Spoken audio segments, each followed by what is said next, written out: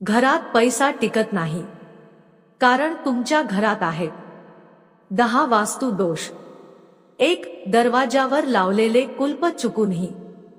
तुम्हाला कधी असं वाटलं आहे का की लाख मेहनत करूनही पैसा घरात टिकतच नाही?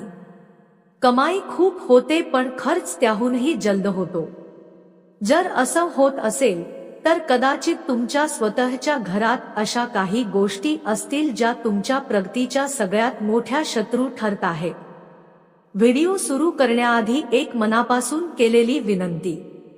जर तुम्ही श्रीकृष्णाचे खरे भक्त असाल तर कमेंटमध्ये नक्की लिहा जय श्रीकृष्णा, कारण जेव्हा श्रद्धा आणि विश्वास एकत्र असतो तेव्हा प्रत्येक अडचण सोपी होते. मित्रांनो, वास्तुशास्त्र फक्त विटा आणि दगडांची गोष्ट करत नाही. ते बोलतं ऊर्जेची, स्पंदनांची आणि जीवनाच्या दिशेची. घरात ठेवलेली एक छोटीशी वस्तू देखील तुमचं नशीब बनवू शकते किंवा पूर्णपणे बिघडवू शकते. आता थोडं विचार करा. तुम्हाला नेहमी असं वाटतं का की घरात उगाच तणाव आहे? पैसा येतो पण एखाद्या छिद्रातून वाळूसारखा निसटून जातो.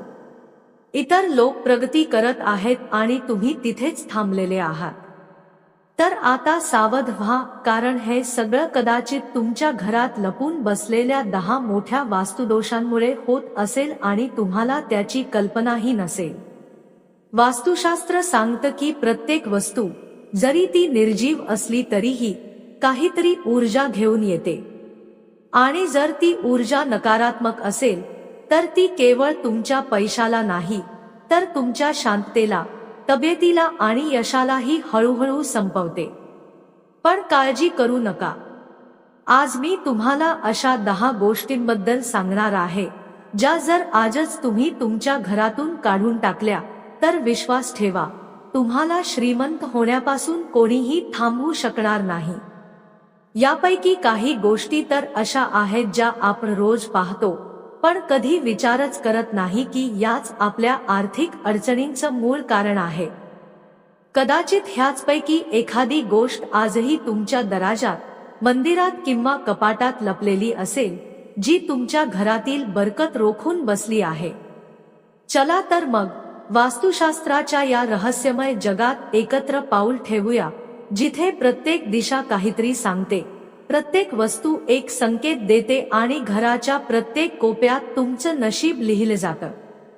पण त्याआधी, जर तुम्ही आमच्या चॅनलवर पहिल्यांदाच आलात तर नक्कीच सबस्क्राईब करा, जेणेकरून अशा चुका तुमच्या जीवनात पुन्हा कधीच घडू नयेत. आणि जर हा व्हिडिओ तुम्हाला उपयोगी वाटला तर कृपया तो शेअर जरूर करा, कारण तुमच्यामुळे कुणाचं जीवन सकारात्मक वळण घेऊ शकतं. आता चला जाणून घेऊया त्या 10 गोष्टी ज्या घरातून बाहेर काढताच धन, शांती आणि सुख स्वतः चालत तुमच्या दारात येतील. क्रमांक 1. मित्रांनो, आता आपण बोलणार आहोत अशा एका चुकीबद्दल जी लोक अनेकदा करतात आणि ज्याचा थेट परिणाम त्यांच्या नशिबावर, शांततेवर आणि समृद्धीवर होतो. ती चूक म्हणजे देवदेवतांच्या भग्न मूर्ती किंवा फाटलेल्या प्रतिमा घरात जपून ठेवणं. अनेक वेळा पूजेदरम्यान मूर्ती तडकते किंवा फोटोचे कोपरे फाटतात. आपली भावना त्याच्याशी जोडलेली असते, त्यामुळे आपण ती फेकणं पाप समजतो. पण तुम्हाला माहिती आहे का, वास्तुशास्त्रानुसार हे पाप नाही तर एक मोठा दोष आहे जो तुमच्या प्रगतीपुढे एक भयंकर अडथळा उभा करू शकतो. भग्न मूर्ती किंवा फाटलेल्या प्रतिमा घरात ठेवल्यामुळे एक हळूहळू पसरणारी पण तीव्र नकारात्मक ऊर्जा निर्माण होते. ही ऊर्जा केवळ तुमचं धनच अडवत नाही, तर मानसिक तणाव, वादविवाद आणि घरातली अशांती देखील वाढवते. म्हणून माझी तुमच्याकडे प्रार्थना आहे, अशा पवित्र वस्तू जर भग्न किंवा जुनी झाल्या असतील तर त्या एखाद्या पवित्र नदीत विसर्जित करा किंवा एखाद्या मंदिरात नेऊन त्यांची नम्रपणे विदाई करा. पण अशा वस्तू घरात अजिबात ठेवू नयेत. आणखी एक गोष्ट, आजकाल अनेक लोक अशा देवतांच्या चित्रांचा वापर करतात जे पारंपरिक स्वरूपाचे नसतात, जसन की चिल ओढणारे शिवाजी किंवा अतिशय विक्राळ स्वरूपातील भैरव. अशा चित्रांचा जरी ते कला म्हणूनच का नको असेल तरीही घरातील ऊर्जेवर तीव्र परिणाम होतो. कारण प्रत्येक चित्र एक भावना प्रकट करतं आणि विक्राळता किंवा रागदर्शक छायाचित्र घरातील सौम्यता आणि लक्ष्मीला दूर करतात. हे लक्षात ठेवा, जेव्हा देवता घरात असतात तेव्हा त्यांचं स्थान, संख्या आणि स्वरूप सगळं वास्तूनुसार संतुलित असणं आवश्यक आहे. कारण पूजनीय गोष्टी जर अशुद्ध किंवा असंतुलित असतील तर कृपेच्या जागी विपत्ती येते. म्हणून आजच घरात पहा, कुठे फाटलेली प्रतिमा, भग्न मूर्ती किंवा विक्राळ चित्र ठेवलेलं आहे का?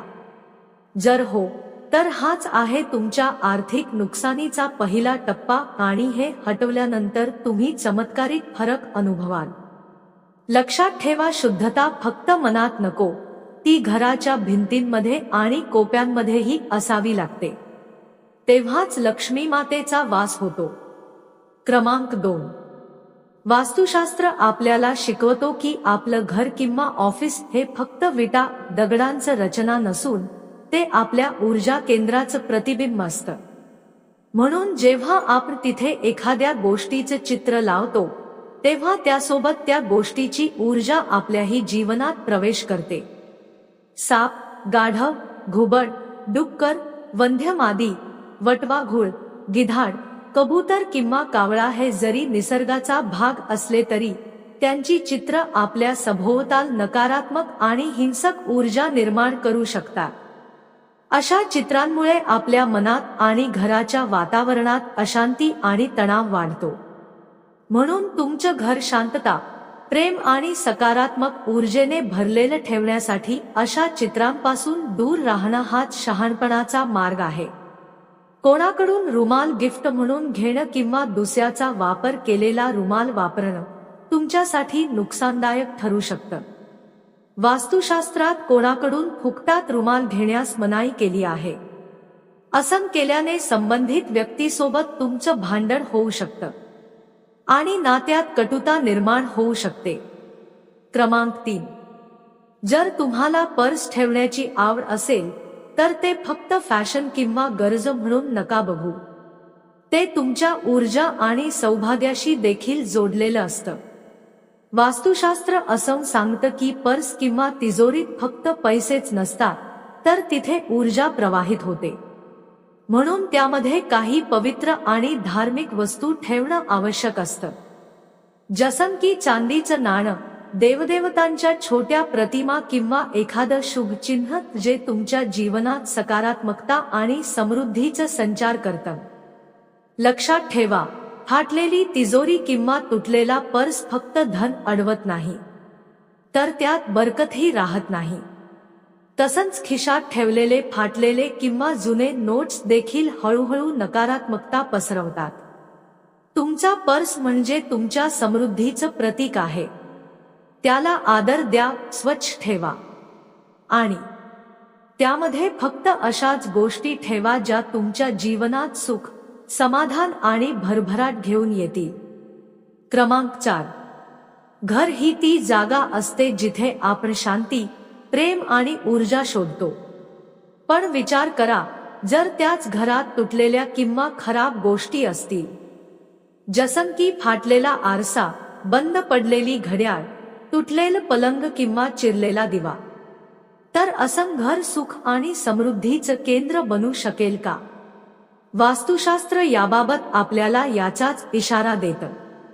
तुटलेली भांडी, खराब इलेक्ट्रॉनिक उपकरणं, फाटलेले पोस्टर किंवा चित्र, जुना मोडकळीस आलेला फर्निचर, ही सगळी गोष्टी हळूहळू घरातील सकारात्मक ऊर्जा शोषून घेतात आणि मग त्या रिकाम्या जागेत नकारात्मक ऊर्जा प्रवेश करते, जी घराचं वातावरण जड करते आणि मनात बेचैनी, तणाव आणि मानसिक गोंधळ निर्माण करते. जर तुमच्या घरात कुठलीही वस्तू तुटलेली असेल तर ती त्वरित दुरुस्त करून घ्या किंवा मनापासून तिला अलविदा सांगा. कारण या गोष्टी फक्त निरुपयोगी नसतात, त्या तुमच्या आनंदाच्या मार्गात अडथळा बनतात. तुमचं घर म्हणजे तुमचं मंदिर आहे. ते स्वच्छ, सुंदर आणि सकारात्मक ऊर्जा यांनी भरलेलं असावं.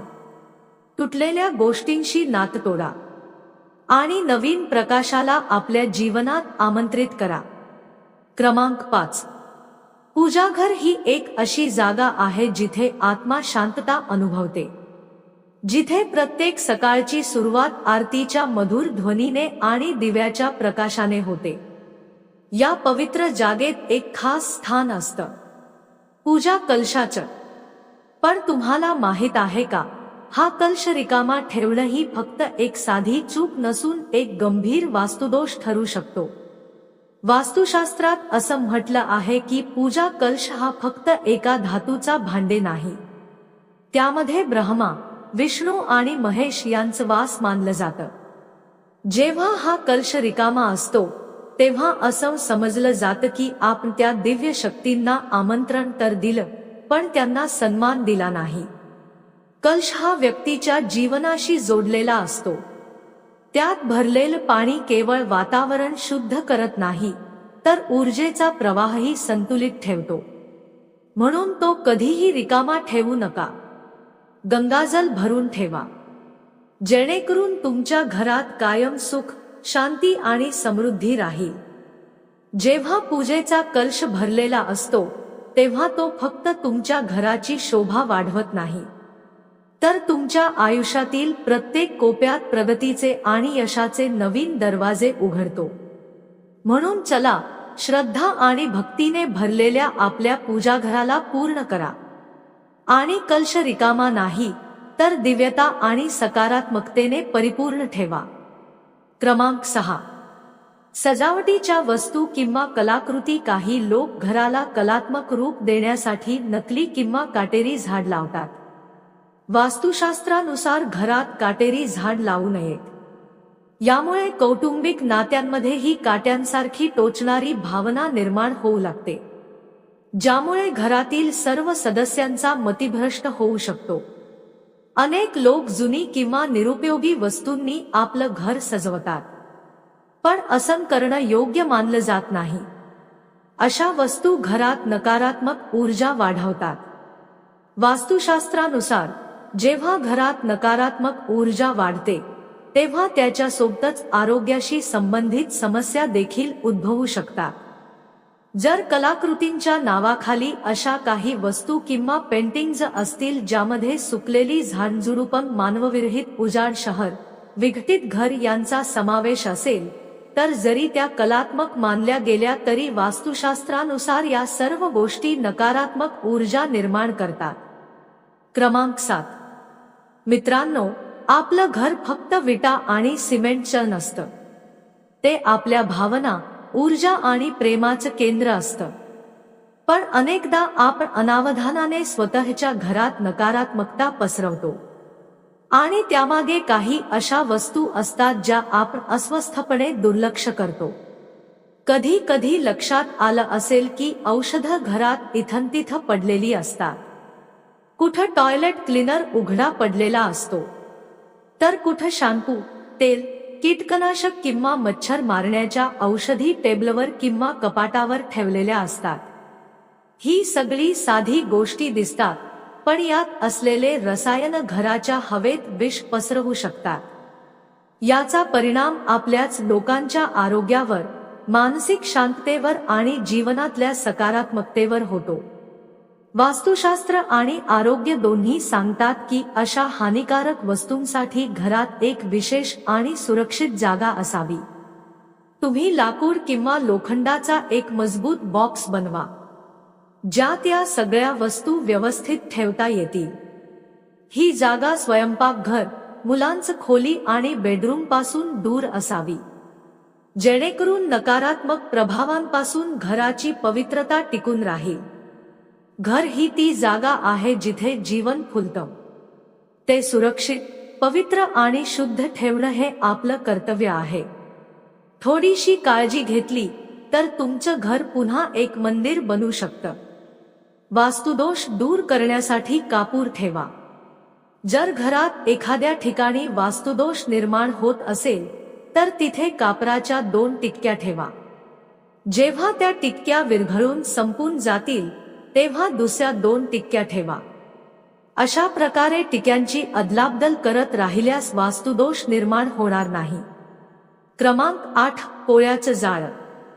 मित्रांनो, घरात कोळ्याचं जाळं दिसताच ते त्वरित काढून टाका. या जाळ्यांमुळे तुमचे चांगले दिवस वाईट दिवसात बदलू शकतात.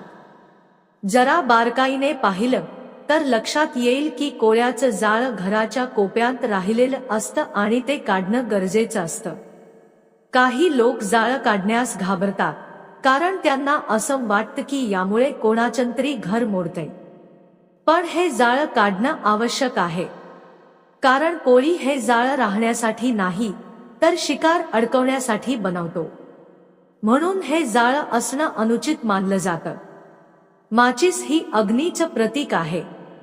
अशा परिस्थितीत कोणाकडून माचीस घेणं म्हणजे घरात अशांती पसरवणं. फुकटात माचीस घेतल्याने घरातील सदस्यांच्या मनात राग निर्माण होतो आणि अशांतीचं वातावरण निर्माण होतं. क्रमांक 9. दगड, रत्ने. मित्रांनो, कधी तुम्ही लक्ष दिलं आहे का, आपल्या घरात बऱ्याच वेळा अनावधानाने काही दगड, रत्ने, अंगठ्या, ताईत किंवा इतर लहान सहान वस्तू इधरूधर ठेवलेल्या असतात, ज्यांना आपण विसरून जातो किंवा त्यांच्या महत्त्वाकडे लक्ष देत नाही. पण खरं सांगायचं तर अशा छोट्या गोष्टी आपल्या जीवनावर खूप मोठा परिणाम करू शकतात. वास्तुशास्त्रात म्हटलं आहे की एक छोटा दगड सुद्धा आपलं नशीब बदलू शकतो. तो कधी तुमच्यासाठी शुभ असतो तर कधी अपयशाचं कारण सुद्धा ठरू शकतो.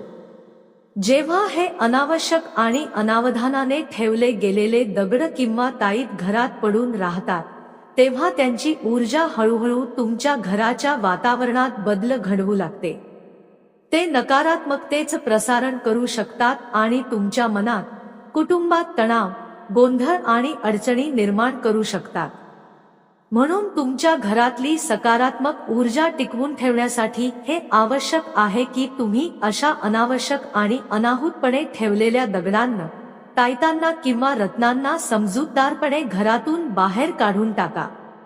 हा एक पाऊल तुमचं घर नवीन ऊर्जा, आनंद आणि यशाने भरून टाकेल.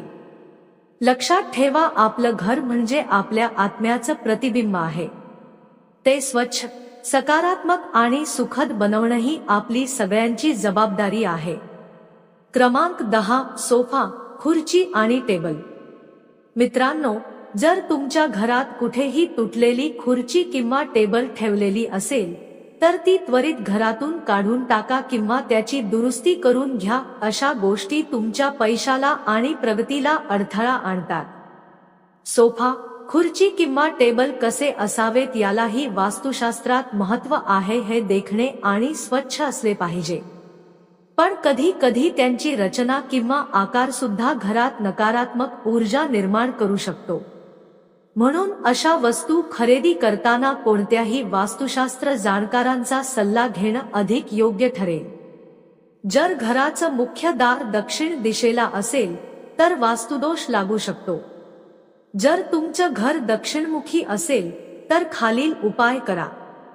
1. सर्वप्रथम घराच्या समोरच्या दरवाजापासून दुप्पट अंतरावर निमाचं झाड लावा. 2. दुसरं, घराच्या मुख्य दरवाजावर पंचमुखी हनुमानजींचा फोटो लावा. 3. एक आरसा, दर्पण लावणं देखील फायदेशीर ठरू शकतं. 4. मुख्य दरवाजाच्या वर पंचधातूचा पिरामिड लावल्यानेही वास्तुदोष नष्ट होतो. 5. गणपती बाप्पांची 2 दगडी मूर्ती बनवा ज्यांची पाठ एकमेकांना जोडलेली असेल. या जोडलेल्या गणेश मूर्तीला घराच्या मुख्य दरवाजाच्या चौकटीच्या अगदी मध्यभागी बसवा, जेणेकरून एक गणपती घराच्या आत पाहत असेल आणि एक बाहेर पाहणारा गणपती असावा. जेव्हा घरात वास्तुदोष पसरतो तेव्हा फक्त भिंती किंवा फर्निचर बदलणं पुरेसं नसतं. त्या घरातील ऊर्जा शुद्ध करणं देखील तितकंच महत्त्वाचं असतं. वास्तुदोष पूर्णपणे दूर करण्यासाठी वेळोवेळी सुंदरकांड किंवा रामचरितमानस यांचं पठण केलं पाहिजे.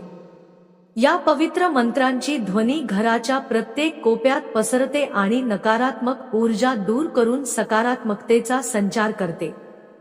जेव्हा राम नामाचा प्रभाव घरात असतो तेव्हा प्रत्येक अडचण आणि अडथळा आपोआप दूर होऊ लागतो. हे फक्त एक धार्मिक संस्कार नाही, तर तुमच्या घराच्या आत्म्याला शुद्धता आणि शांततेने भरून टाकणारं एक आशीर्वाद आहे. आता बोलूया अशा काही वस्तूंविषयी ज्या वास्तुशास्त्रात अत्यंत संवेदनशील मानल्या जातात आणि ज्या मोफत घेतल्याने तुमच्या आयुष्यात मोठ्या अडचणी येऊ शकतात. 1. तेल. शनी देवांची कृपा मिळवण्यासाठी तेल अर्पण करणं शुभ मानलं जातं. पण जेव्हा तुम्ही कोणाकडून विचारल्याशिवाय मोफत तेल घेता तेव्हा हे तुमच्यासाठी आर्थिक अडचणी आणि त्रासांचं दार उघडू शकतं. म्हणून तेल घेताना काळजी घेणं आवश्यक आहे. 2. काळे तीळ. हे छोटेसे काळे तीळ राहू, केतू आणि शनीशी संबंधित असतात. चुकून सुद्धा हे मोफत घेणं किंवा दान म्हणून स्वीकारणं तुमच्या नशिबात मोठ्या अडचणी आणू शकतं. शनीची कठोरता आणि राहुकेतूच्या क्लिष्टतेशी तुम्हाला सामना करावा लागू शकतो. 3. सुई किंवा नाजूक वस्तू. ही वस्तू तुमच्या नात्यांच्या नाजूकतेशी संबंधित असते. कोणाकडून मोफत सुई घेणं तुमच्या वैवाहिक आयुष्यात दुरावा आणि मतभेदाचं कारण ठरू शकतं. म्हणून नाती टिकवण्यासाठी काळजी घेणं खूप गरजेचं आहे. 4. लोहा. ही एक कठीण धातू असून शनी देवाचं प्रतीक मानली जाते. कोणाच्याही परवानगीशिवाय लोहा घेणं म्हणजे तुमच्या घरात गरिबी आणि दरिद्रीपणाला आमंत्रण देणं होय. म्हणूनच लोहा नेहमी सन्मान आणि समजूतदारीनेच घ्यावा. मीठ. जेव्हा अचानक घरात मीठ संपतं तेव्हा शेजाऱ्यांकडून मोफत घेणं सोपं वाटतं. पण वास्तुशास्त्रानुसार मिठाचा संबंधही शनी देवांशी आहे. मोफत मीठ घेतल्याने फक्त आर्थिक अडचणी वाढतात असं नाही, तर आरोग्यविषयक समस्या देखील उद्भवू शकतात आणि कर्जाच्या ओझ्याखाली दडपण निर्माण होऊ शकतं. मित्रांनो, या गोष्टी केवळ रिवाज किंवा जुन्या परंपरा नाहीत. या तुमचे जीवन अधिक चांगलं बनवण्यासाठी आणि सुखशांती टिकवून ठेवण्यासाठीचे वास्तुशास्त्राचे नियम आहेत. त्यांना समजून घ्या, स्वीकारा आणि तुमचं घर सकारात्मक, शांत आणि समृद्धतेने भरलेलं बनवा. मित्रांनो, आपलं घर हेच आपलं सर्वात मोठं आशियानं असतं, जिथे आपल्या आशा, स्वप्न आणि आनंद वाढत जातात. म्हणून त्याला सकारात्मक ऊर्जेने भरून ठेवणं ही आपली सर्वात मोठी जबाबदारी आहे. वास्तूचे हे सोपे पण खोल अर्थाचे नियम आपल्याला हेच शिकवतात की छोट्या छोट्या गोष्टींचा आपल्या आयुष्यावर मोठा परिणाम होतो. तर चला, आपलं घर नकारात्मकतेपासून मुक्त करूया, वास्तुदोष दूर करूया आणि असं वातावरण तयार करूया जिथे प्रेम, समृद्धी आणि शांती नेहमी वसत असेल. लक्षात ठेवा, जेव्हा आपलं घर सुखी असेल तेव्हाच आपलं जीवनही आनंदाने भरून जाईल. धन्यवाद आणि तुमचा दिवस मंगलमय जावो.